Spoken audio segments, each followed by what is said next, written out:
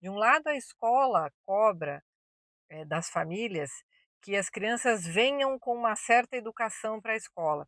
E de outro lado, a família cobra da escola que as crianças não estão saindo da escola com a educação que elas esperavam. Então, esse vídeo é um pouquinho técnico, nós vamos conversar um pouquinho sobre o que a Constituição e o nosso ordenamento jurídico diz sobre o dever de educação relacionado ao Estado e o dever de educação relacionado à família. Eu sou Marília Zamoneri, eu sou advogada, mãe educadora e você está no Giz de Casa. A educação ela está disciplinada na Constituição Federal lá no seu artigo 205. Olha que coisa, né, até a educação tem que disciplinar na Constituição Federal, né. Eu não sei qual foi a matéria da vida que a Constituição Federal de 88 não colocou o seu dedinho, mas enfim. E lá no artigo 205 da Constituição, ele diz assim: "A educação é direito de todos e dever do Estado e da família". Pois bem, e aí vem a pergunta: é dever do Estado e da família. A gente pergunta assim, né, essa responsabilidade aí, né, esse dever, ele é solidário ou é subsidiário, né? Quer dizer, quando é solidário, os 2 têm que fazer igualmente, igualmente. Um não pode cobrar do outro, os 2 têm que fazer igual. Quando é subsidiário, o dever é assim, não, primeiro você tem que cumprir esse dever. Se você não cumprir esse dever, aí entro eu, que é o segundo devedor, né? É o segundo obrigado a cumprir o dever. A gente não pode só ler o artigo e achar que entendeu, né, e dar a primeira interpretação que nos vem à cabeça. Não é assim que a gente faz. Normalmente, como é que a gente faz? A gente tem técnicas de interpretação do direito, né, que a gente chama de hermenêutica. A melhor das interpretações não é a literal, ou seja, ler o artigo e dizer o que está escrito lá. Né? Não é essa a melhor interpretação. Por quê? Porque existe um ordenamento jurídico, ou seja, uma série de normas, uma série de regras que tratam da matéria, e que se você lê cada uma dessas normas individualmente, você pode chegar equivocadamente à conclusão de que elas têm algum conflito entre elas. Então, vou dar a minha posição, ok? A minha posição é a seguinte: todo o ordenamento jurídico indica que este dever de educação é da família. É da família. Isso está escrito no Código Civil, que a família tem o dever de sustento, de acolher a criança, de dar tudo aquilo que um ser em formação precisa. Então, ela tem que ter afeto, tem que estar bem cuidada fisicamente, tem que estar bem cuidada emocionalmente, mentalmente e também intelectualmente. Né, então cabe à família o sustento educacional, é a família que cabe, está escrito lá no Código Civil, né. Tanto é que no Código Penal, se você é negligente em termos de educação, você quem? O Estado? Não, a família. Se a família for negligente na área educacional, ela é acusada do crime de abandono intelectual. Quem que é acusado do crime de abandono intelectual? A família. Então, só a família pode cometer esse crime aí de abandono intelectual quando se refere às suas crianças. Mais uma dica de que o dever de educação cabe à família. Aí você vê o ECA, né, o Estatuto da Criança e do Adolescente, ele está também nesta mesma linha, né? Todas as coisas ali no ECA ele diz, ó, você tem que fazer dentro do melhor interesse da criança e do adolescente. Cabe à família, em primeiro lugar, a guarda, o cuidado, né, a proteção da criança e do adolescente e a educação também. Tratados internacionais de direitos humanos que o Brasil assinou, se comprometeu a cumprir. Quando o Brasil assina um tratado internacional, ele está dizendo que ele vai cumprir, ele concorda com aquilo e vai cumprir, né? Então, nós temos 2 tratados de direitos humanos que dizem claramente que cabe à família a escolha do gênero de educação das suas crianças. Esse dispositivo constitucional, ele diz isso, né, que a educação é direito de todos e é dever do Estado da família. Nessa concepção, é dever do Estado e da família. Como que cada uma dessas entidades exerce este dever de educação? E é importante a gente entender também que a ausência de lei também significa uma vontade do legislador. Nós já falamos em outro vídeo aqui a respeito da regulamentação da educação domiciliar, não é? Vou deixar o card aqui em algum lugar para você ver se você não teve oportunidade. Então, quando o legislador não trata de uma determinada matéria, podendo tratar, né? Ele também está dando um sinal. Ele está dando um sinal precisamente disso. Olha, esse assunto aqui eu não quero regulamentar, eu quero que fique livre. E olha que interessante que a Constituição diz. Então, no artigo 205, ela diz que é direito de todos, educação é direito de todos, dever do Estado e da família. Perfeito? Perfeito. Já no 208, o Constituição vai dizer assim: o dever do Estado, o dever de educação do Estado se cumpre através da escola, que é assim, assim, assim, assim, assim. Então, olha só, a Constituição diz que o dever de educação é do Estado e da família e disciplinou, regulamentou o direito, o dever do Estado. Como é que o Estado vai cumprir com esse dever? Ele vai cumprir através da escola. A Constituição disse como que a família vai cumprir esse dever? Não, não disse. A Constituição não disse como a família cumpre o dever. Para mim é um sinal claro de que o constituinte, o legislador constituinte, ele não quis limitar a liberdade das famílias no cumprimento do dever de educação para com seus filhos. Ele disse como que o Estado cumpre. E como a gente viu, né, nesse ordenamento jurídico, essa pincelada aqui que eu estou dando, né, sobre o ordenamento jurídico educacional brasileiro, a gente percebe claramente o protagonismo da família, dos pais em relação à educação dos filhos. Porque todas as leis, desde dos tratados internacionais de direitos humanos, passando pelas leis ordinárias, como o Código Civil, o Estatuto da Criança e do Adolescente, a própria Lei de Diretriz e Bases da Educação, esse escopo normativo todo, esse ordenamento jurídico todo, ele não é conflitante entre si e ele coloca a família como primeira colocada no dever de educação. Então, no meu ver, o artigo 205 da Constituição ele não pode ser interpretado de forma diferente do que diz a própria Constituição e do que todo o regramento jurídico da matéria coloca. Que se vem a família antes, então o dever do Estado em relação à educação ele é subsidiário, ou seja, você só aciona esse dever quando a família não assumem diretamente a educação dos filhos. Ou seja, quando elas não cumprem diretamente o dever de educação para com seus filhos. De acordo com a Constituição Federal, elas escolhem, assim deveria, elas escolhem, conforme esse ordenamento jurídico aqui que a gente está falando, as famílias escolhem cumprir o seu dever de educação através do sistema escolar.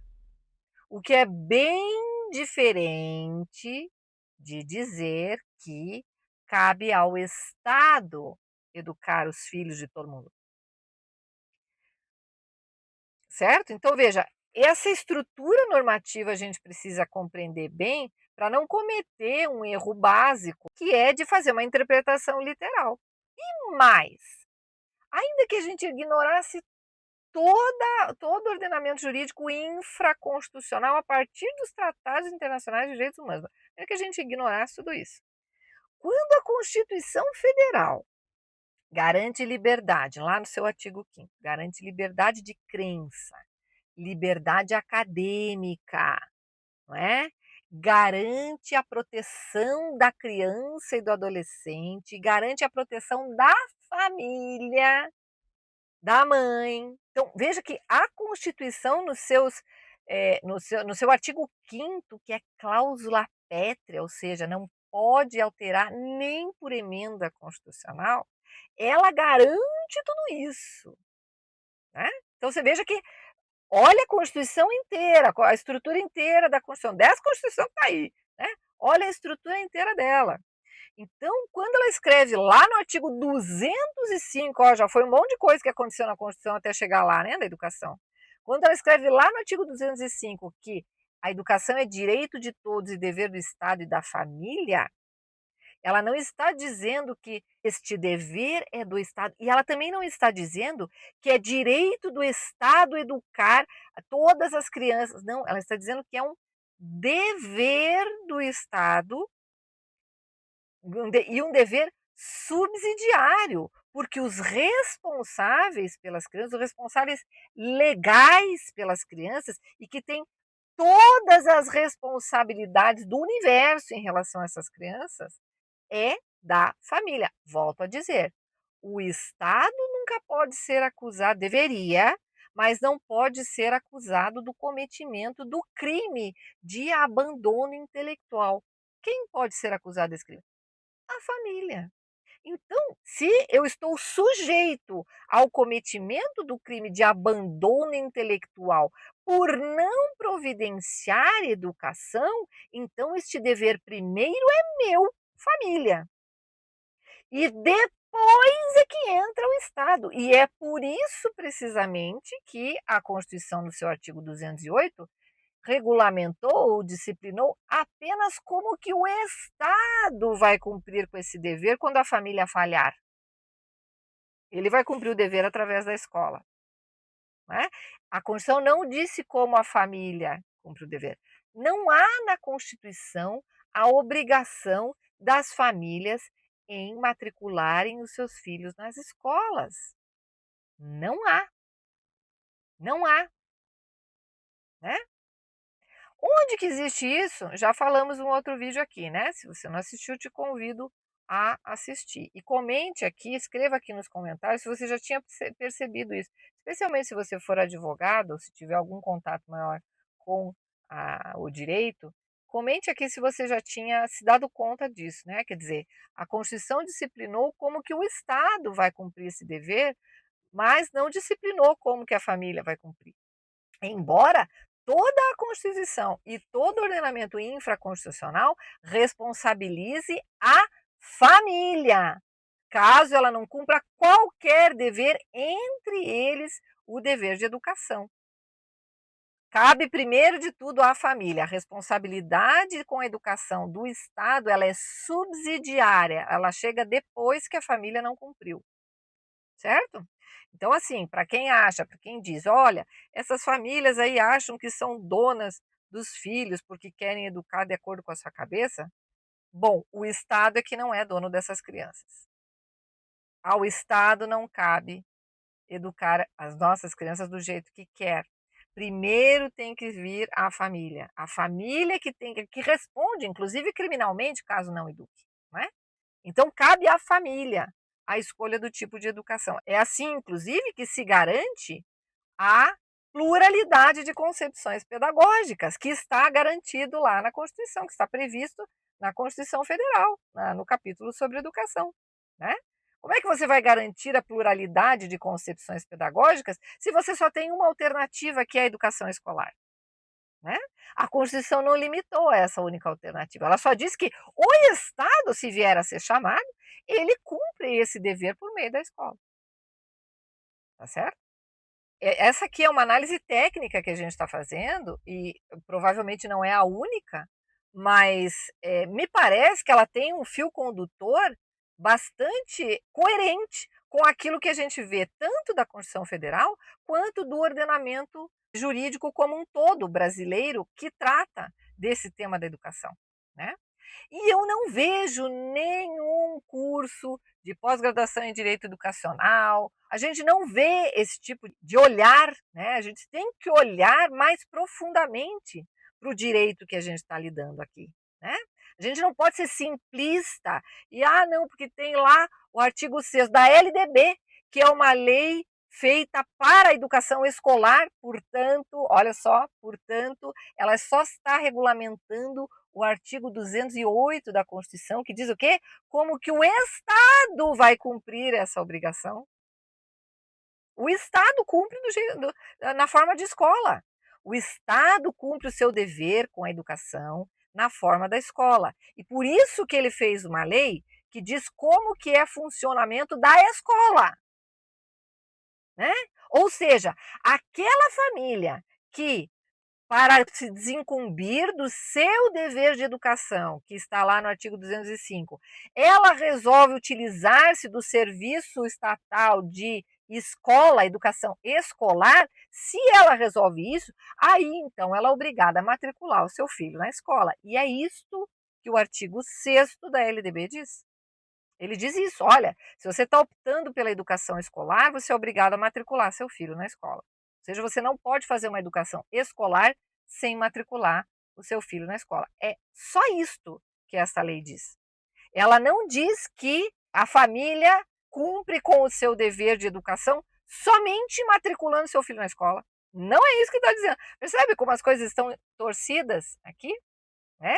A gente tem todo um escopo jurídico constitucional voltado para o dever da família em educar.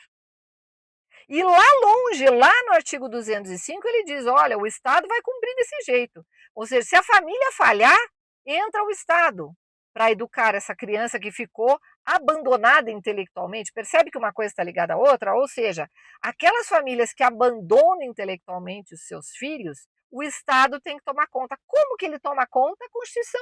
Ah, ele toma conta aqui, ó, artigo 208, através do ensino escolar. Através do ensino escolar.